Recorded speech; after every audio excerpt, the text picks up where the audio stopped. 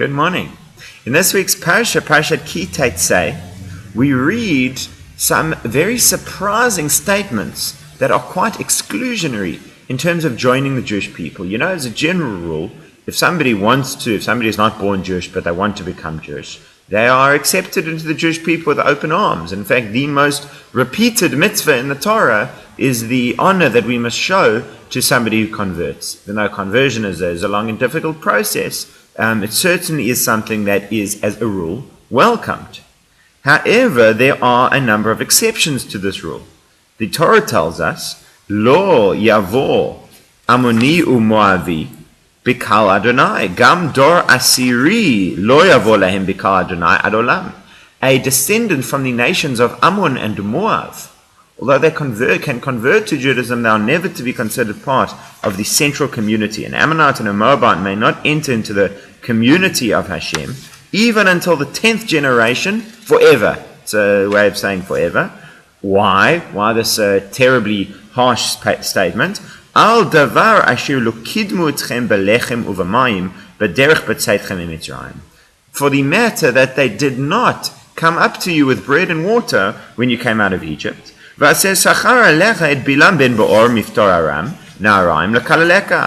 for the fact that they hired Bilam, the son of Beor, from Toraram, Naraim, to curse you. So they didn't bring you bread and water, and they hired Bilam, as we read in Parashat Balak, to curse you. And because of these things, the Torah goes to explain, Hashem didn't allow the curse to come true.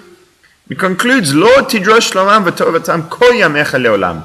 Do not pursue their peace or their welfare all of your days forever. There is an eternal enmity between Hashem, the Jewish people, and the nations of Ammon and Moab, because they didn't bring us bread and water, and they hired Bilam. Now we contrast this with the next verse, which is Lo teta'ev Adomi, do not reject an Edomite, a descendant from Esav, ki achichahu, because he is your brother. Lo teta'ev Mitzri ki ger hayita bi'atzo.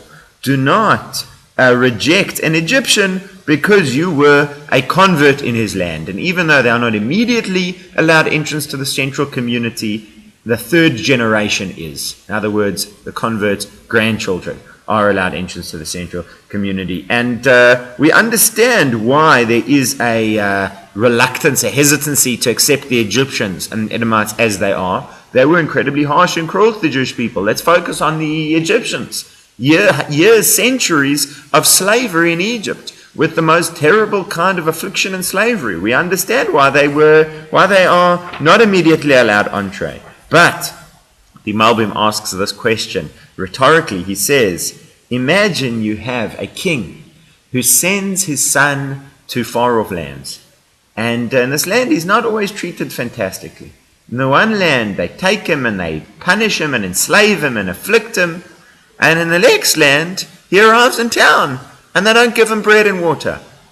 So for the first country that punished and afflicted him, Hashem says, I will have a small rebuke towards you.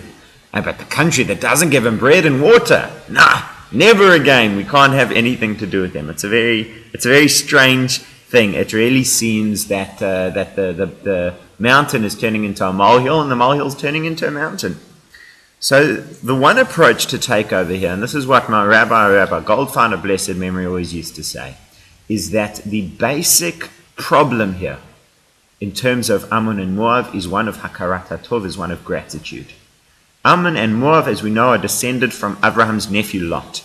And Lot owed his life to Abraham.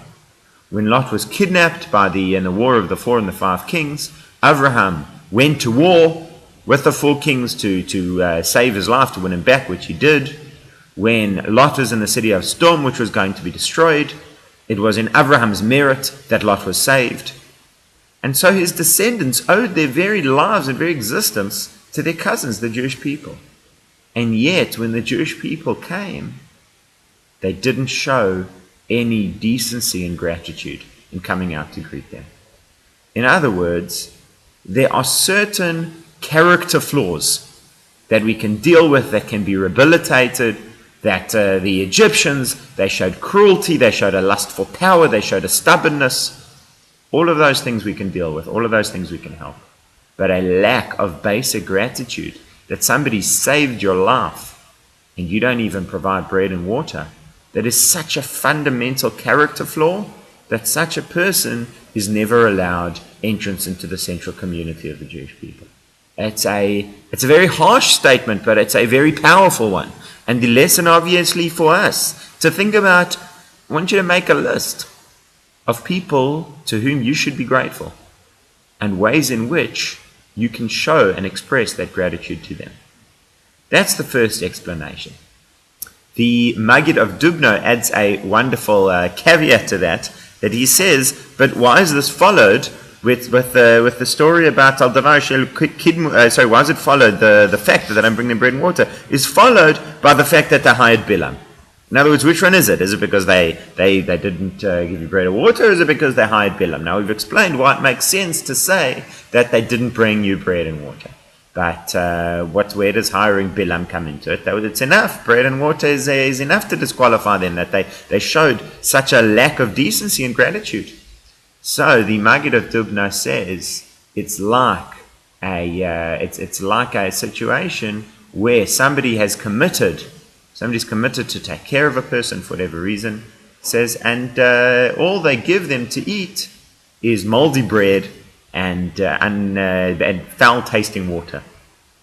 And this person can't eat it. They're simply not able to eat such food.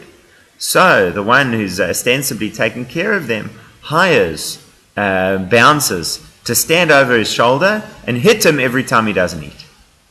Eventually, the lodger, the person who's staying there, goes to the authorities and complains against the way this guy's taking care of him, or rather he's not taking care of him.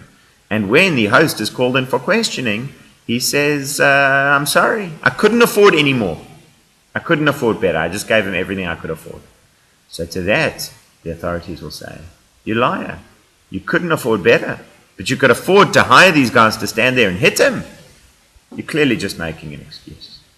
That, says the Maggid of Dubno, is the same thing that's happening over here. Hashem says, you didn't come out to greet the Jewish people with bread and water. Maybe they'll say, we were poor, we couldn't afford it, we couldn't justify the bread and water, our own children were hungry. Nah, says Hashem, you had the money to hire Ammon and Moab. You could go and call Ammon, I beg your pardon, to hire Bilam. You could go and call Bilam with all of his greed and desire for wealth, and you could pay him and bring him to come and curse the Jewish people. But you couldn't afford bread and water. Nah, it's from a lack of gratitude. That's to do away with their excuse. And this morning I saw a magnificent answer from the Malbim, who, as I mentioned, started with his question of why should it be that the one who doesn't offer bread and water to the king's son is treated so terribly, whereas the one who afflicted him is not. So he gives two answers, both incredibly deep. The first one is that, as we know, Ammon and Moab are descended from Lot. And Lot was not a particularly good person. In fact, he chose to go and live in the immoral city of Sodom because he chose a life of immorality and greed over the values of Abraham. He left the home of Abraham. And he left the home of Abraham because Abraham was not prepared to continue living with his theft and greed. So he left and he went in the city of Sodom. And he is such an immoral person. The sages speak about how he was always chasing after immorality and sexual promiscuity, to the extent that in the end he ended up having children with his own daughters. So he was not a good person, but there was one good thing that he learned from Abraham. There was one thing that really stuck with him, and that was hospitality. Abraham's home, apart from all of the other wonderful things of Abraham, and he says, the way the Malbim describes it, Abraham came to make the physical world holy, whereas Lot came to make the physical world profane. Abraham came to take a physical person and make them holy. Lot came to take a person and make them into an animal. That's why Lot was behaving like an animal all the time. Acquisitive, greedy, promiscuous. Whereas Abraham was holy. Abraham lifted things up. So the one thing that Lot picked up was hospitality. When the angels come to visit Sodom, he welcomes them in. He insists that they stay with them. He goes to great lengths to make sure that they're well taken care of and that they're okay. He's fantastic to these angels. And so he says that one spark of goodness existed in his descendants as well, the nations of Ammon and Moab. They too had that capacity and had that natural inclination. By this time it had become a part of them to go and offer the Jewish people bread and water. So why didn't they? Malbim says it was because the Jewish people to them were a conscience and a reminder of what they should be, and a reminder of the wrong decision that they've made and the extent to which they'd lowered themselves. And so he says they turned down the opportunity to go and greet the Jewish people because they didn't want to reconnect to someone who would remind them of what they were supposed to be. So what you have here is somebody willfully closing their eyes from the truth. They know who they should be. They know how they should be behaving. But they turn around and they walk away because they don't want to be better than who they are. And that's why they're rejected. Because the Jewish people are a nation that strives to be better. Every Jew needs to know you're not perfect, you've got work to do, but you're committed to doing that work. And if there's a way that you can improve yourself and make a difference, then you should.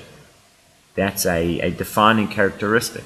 And a person who's unwilling to do this does not have a place in this central community. It's again a very powerful message.